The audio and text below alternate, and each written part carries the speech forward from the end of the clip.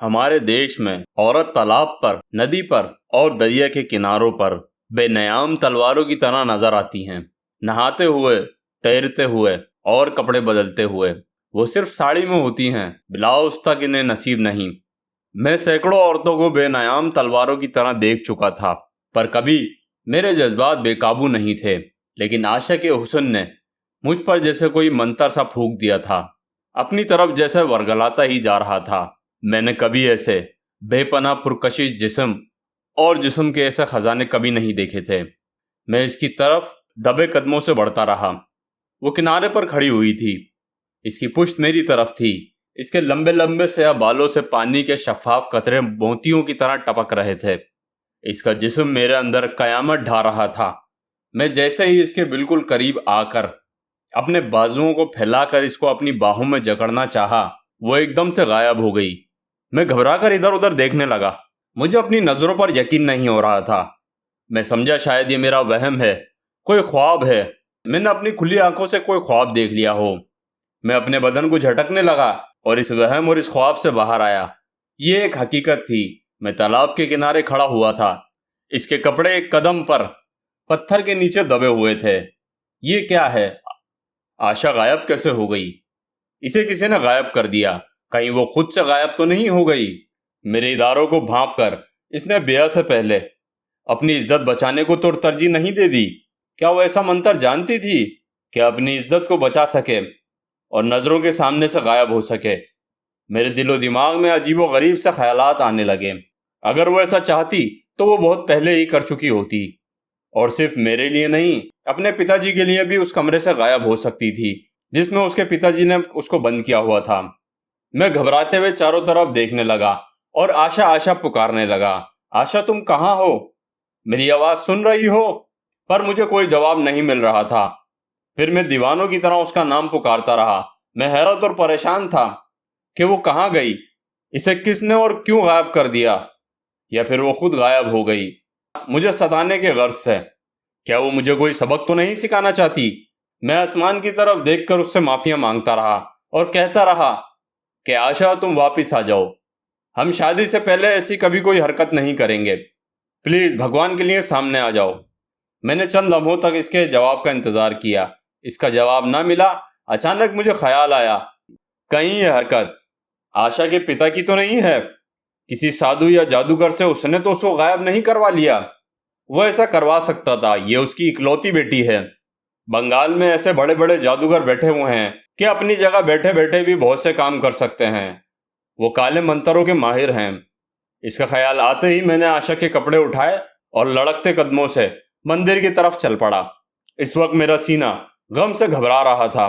बदकिस्मती से मैं कोई सा भी मंत्र नहीं जानता था। मैं जादू और मंत्रों से हमेशा दूर रहा था। मैंने कभी भूले से भी नहीं सोचा था कि मुझे इस जिंदगी में काम आएंगे। मैं गमगीन और उदास मंदिर के बाहर जाकर बैठ गया। इतने में पुजारी वापस मंदिर आ गया था। इसने मेरे चेहरे से मेरी परेशानी का अंदाजा लगा लिया था। मैं बहुत अफसोस ज़दा था। उसने पूछा, इस कदर परेशान और गमगीन क्यों हो भाई? फिर इसने इधर उधर देखते हुए कहा, तुम्हारी पत्नी कहीं दिखाई नहीं दे रही? तुम यहाँ अकेले तो नहीं आए थे? मेरी पत्नी तालाब पर नहा रही थी, वो एकदम से गायब हो गई। मैंने जवाब दिया। वो मेरी बात सुनकर ना तो चौंका और ना तो हैरान हुआ। उसने दरियाफ्त किया, क्या वो अकेली नहा रही थी? हाँ, वो अकेली नहा रही थी। मैंने उसे बताया। मैं अपनी घोड़ी को चारा डालकर आया तो वो गायब हो चुकी थी। क्या वो बेलिबास नहा रही थी? पुजारी ने पूछा। हाँ शायद। क्या वो बेलिबास ही गायब हुई है?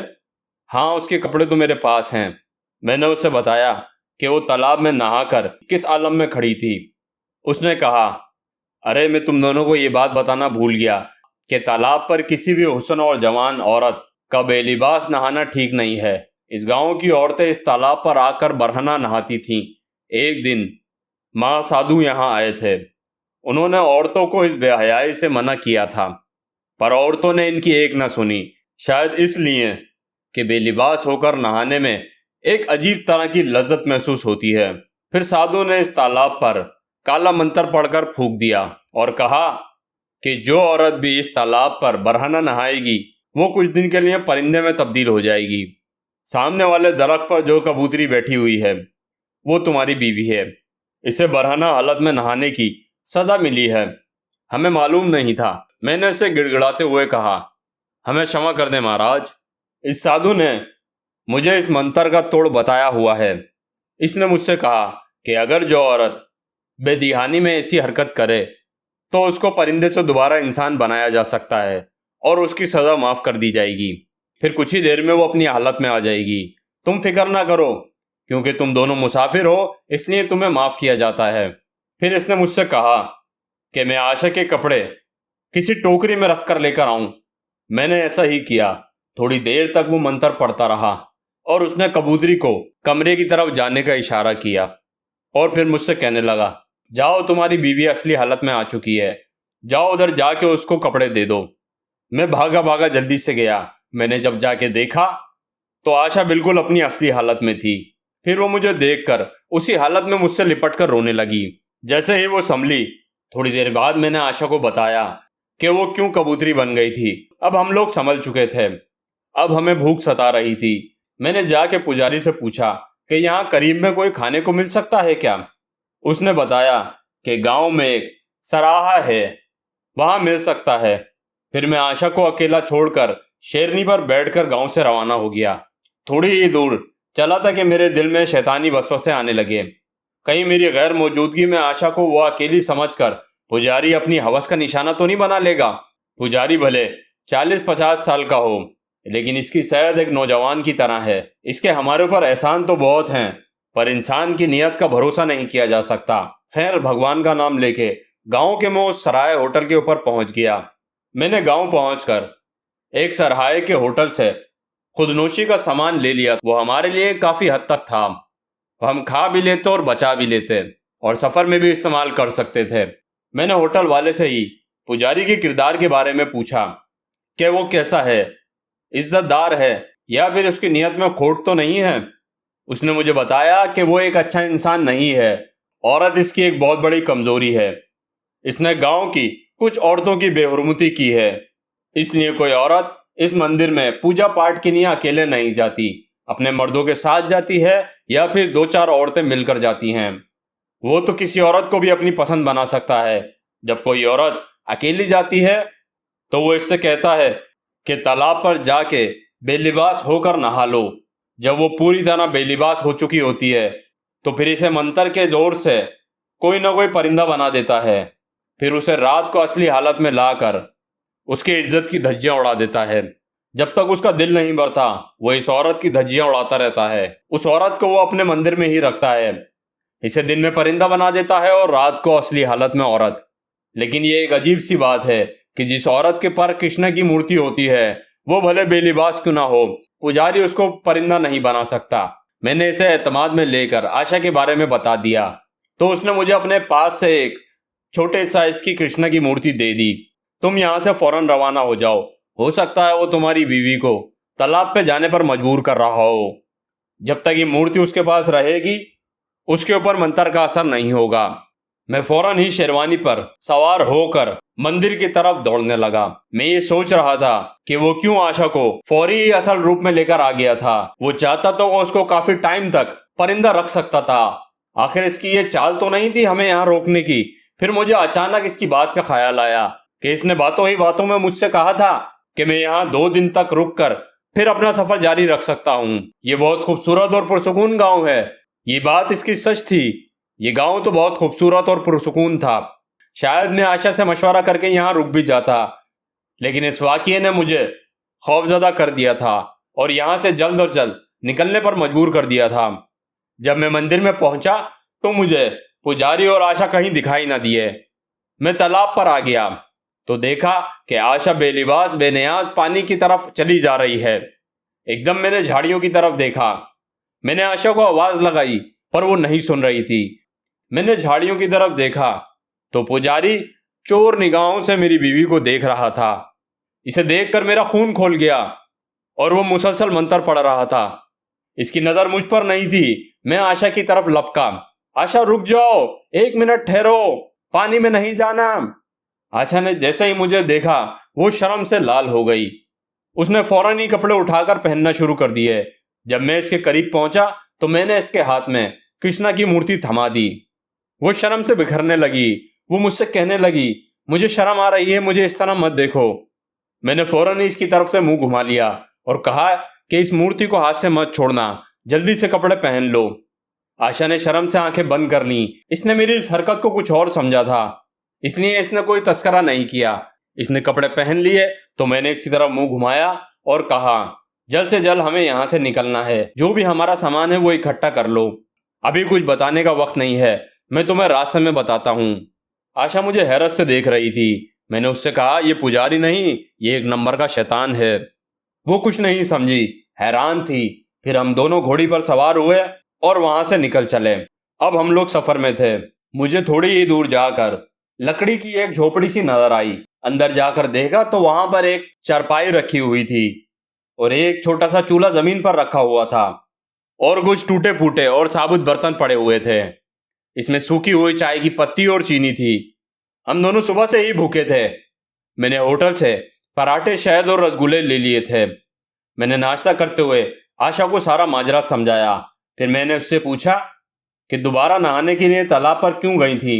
उसने कहा कि तुम्हारे जाने के बाद पुजारी मेरे पास आया था और उसने मुझसे कहा कि तुम दोनों पर एक बहुत बड़ी आफत आने वाली है। अगर उस आफत से बचना चाहते हो और अपने सुहाग को बचाना चाहते हो तो जाकर उस तालाब में बेलिबास होकर नहा लो। फिर इसी हालत में वो कपड़े उठाकर वापस आ जाना और बदन खुश्क करने की जरूरत नहीं, क्योंकि मैं तुम पर मंत्र पढ़ूंगा और वो बला तुम पे से दूर हो जाएगी। मुझसे तुम्हें शर्माने की जरूरत नहीं है, तुम मेरी बेटियों की तरह हो और वैसे भी मैं इस मंदिर का पुजारी हूँ।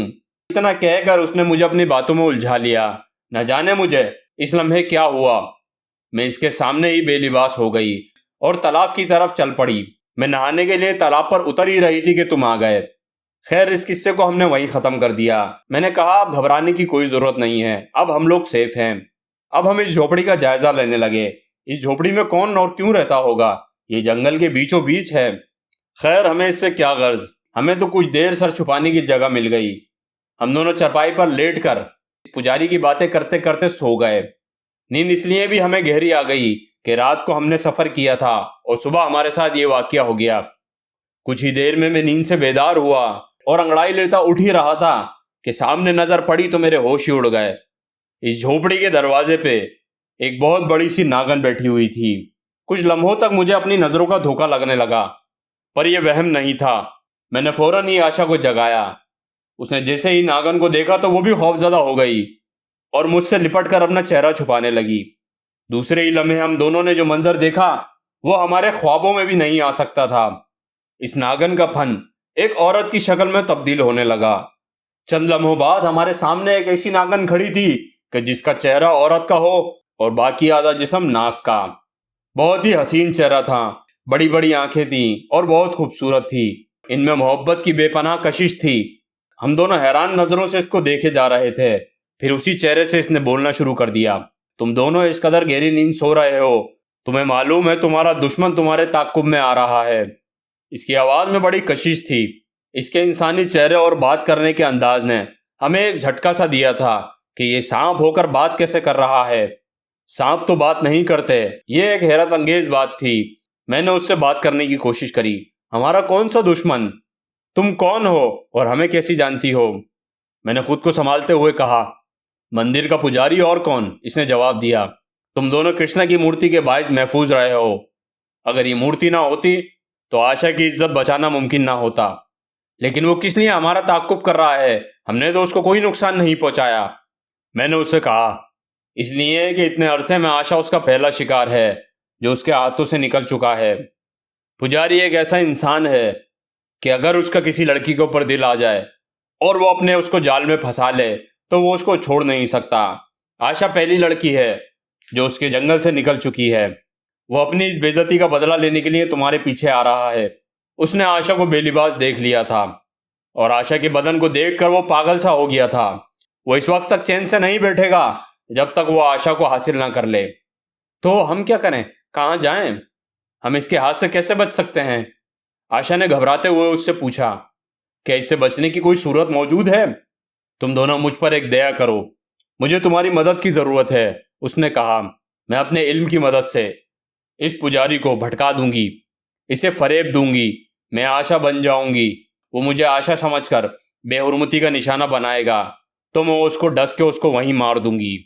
लेकिन तुम हो कौन? मैंने उससे पूछा। और तुम पुजारी से क्यों इंतकाम लेना चाहती हो? मैं इस गांव की एक लड़की हूं, इसने मुझे जवाब दिया। मुझे एक लड़के से मोहब्बत हो गई थी। मेरे माता पिताजी इस लड़के से मेरी शादी नहीं कराना चाहते थे। मैं एक रोज पूजा के गर्ज से अकेले मंदिर गई थी कि काश मैं पूजा करूं और मेरी बात भगवान सुन ले और मेरी शादी उस लड़के से हो जाए। पुजारी ने मुझसे मालूम कर लिया था कि मैं किस सिलसिले में आई हूँ।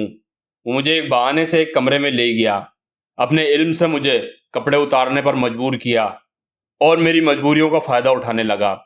वो कई अरसे तक खौफजदा करके मुझे मेरी इज्जत को लूटता रहा।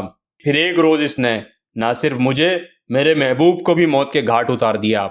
यही वजह है कि मैं उससे इंतकाम लेना चाहती हूँ। मैं तो मर गई थी, बस भगवान से मैं अपने बदले की कुछ मोहलत लेकर आई हूँ। मेरा बदला पूरा हो जाएगा तो मैं वापस चली जाऊंगी। तुम दोनों ही हो जो मेरी मदद कर सकते हो। मैंने इससे पूछा कि मैं तुम्हारी कैसे मदद करूं? उसने कहा, कुछ ही देर में पुजारी यहां पहुंचने वाला है, तुम लोग जाकर कहीं छुप जाओ और अपनी घोड़ी को इधर ही बंधे रहने दो और मैं अपने इल्म से आशा की तरह दिखने लगूंगी। उसको लगेगा जैसे आशा ही खड़ी है। जब वो मेरे पास आएगा मेरी इज्जत लूटने के लिए तो मैं उसको डस के उसको वहीं मार दूंगी। मैं नागन की बात समझ गया था। अब हम दोनों को बस यही करना था। मैंने अपनी घोड़ी को वहीं बंधे रहने दिया और हम लोग जाकर एक जगह पर छुप गए और नागन ने आशा को देखकर हूबहू उसकी तरह बन गई थी और वो जाकर उस जगह खड़ी हो गई जहां पर पुजारी उसको आसानी से देख सके। झोपड़ी के साथ ही एक तालाब था। वो बरहना होकर वहां पर तालाब पर नहाने लगी। थोड़ी ही देर में पुजारी ने उसको देख लिया और वो वहशतनाक आंखों से उसकी तरफ बढ़ता जा रहा था। उसने जाकर उसको पीछे से थाम लिया और वो दोनों एक दूसरे में समा गए। अब शिकार जाल में फंस चुका था। इसने पुजारी को अपनी बाहों में पूरी तरह जकड़ लिया था। इसके हाथ पांव भी दबने शुरू हो गए थे। आहिस्ता आहिस्ता ये अपने असल रूप में आ गई और इसने पुजारी के होंठों पर डसना शुरू कर दिया। वो एक तरफ से डसती तो पुजारी तड़पता, फिर वो दूसरी तरफ से डसती तो पुजारी और तड़पता। पुजारी को पता चल गया था कि उसका वक्त आ गया है। अब वो तेज तेज मंत्र पढ़ने लग गया था, लेकिन होंठों पर डसने की वजह से वो सही से मंत्र नहीं पढ़ पा रहा था और नागन को काबू नहीं कर पा रहा था। हम दूर से ये तमाशा देख रहे थे। अब नागन की आंखों में खून उतरा हुआ था। वो अपने बदले का इंतकाम ले रही थी। वो चारों तरफ से पुजारी को डसती रही। वो जब तक डसती रही जब तक पुजारी का जिस्म ठंडा नहीं पड़ गया। पुजारी का जिस्म पूरा नीला पड़ चुका था। वो इस दुनिया से जा चुका था। पुजारी के मरते ही नागन भी अपने असल रूप में आ गई और उसने उसका जिस्म छोड़ दिया और थोड़ी ही देर में नागन गायब हो गई। हमने अपना काम कर दिया था। ये सारा मंजर देखकर हमारे दिल में एक खौफ उतर गया था। मैंने आशा से कहा कि तुम अगर नहाना चाहती हो तो इस तालाब पे नहा सकती हो, पर उसने मुझे मना कर दिया कि नहीं। तालाब पर पहुंचकर आशा ने सिर्फ हाथ पांव धो लिए। मैं घास पर लेटकर इसका इंतजार करने लगा। अब हम लोग यहाँ से निकलने का फैसला कर चुके थे। दोस्तों, अगर आपको ये वीडियो पसंद आई है तो वीडियो को लाइक करें और चैनल को सब्सक्राइब करें। शुक्रिया।